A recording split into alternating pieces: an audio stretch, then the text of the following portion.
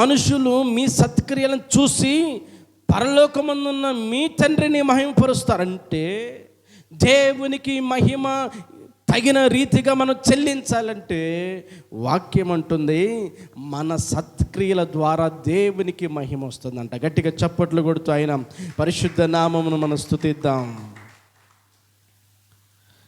మనుషులు మన సత్క్రియలను చూసి పరలోకమందున్న తండ్రిని మహిమపరుస్తారంట. ఎవరిని మహిమపరుస్తారు?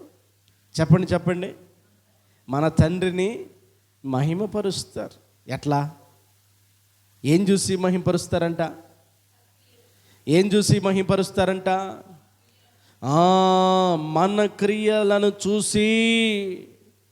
మన క్రియలను చూసి.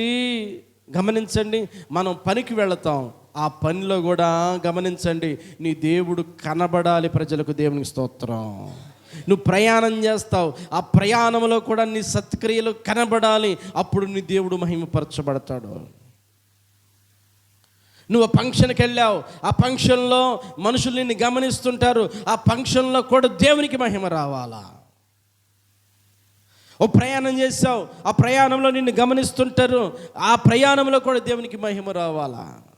ఓ పనికి వెళ్ళావు, ఆ పనిలో మనుషులు నిన్ను గమనిస్తూ ఉంటారు, ఆ పని ద్వారా కూడా దేవునికి మహిమ రావాలా. వాక్యం చదివిస్తుంది ఏంటి? మనుషులు మీ సత్క్రియలను చూస్తారంట. అంటే మనం చేసే పనులను చూసి దేవుణ్ణి మహిమపరుస్తారు. అది సంగతి.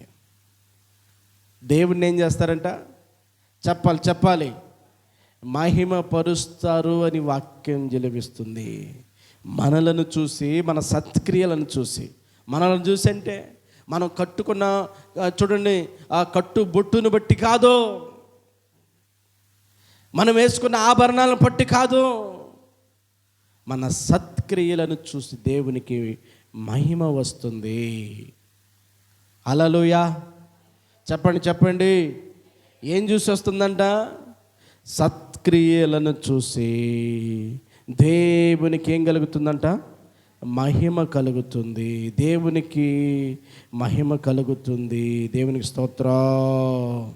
నిజంగా ప్రియ దేవుని బిడ్డలారా, మనలను చూసి దేవునికి మహిమ కలిగేటట్టు ఉండాలి. లోకం మనలను చూసినప్పుడు, మన సత్క్రియలను చూసినప్పుడు, మన ప్రార్థనను చూసినప్పుడు, మన నడవడికను చూసినప్పుడు, మన విధి విధానాలను చూసినప్పుడు, మన యొక్క భక్తిని చూసినప్పుడు, మనము ఏదైతే మాట్లాడుతున్న మాటలను చూసినప్పుడు ప్రజలు దేవునిని ఏం చేయాలంట?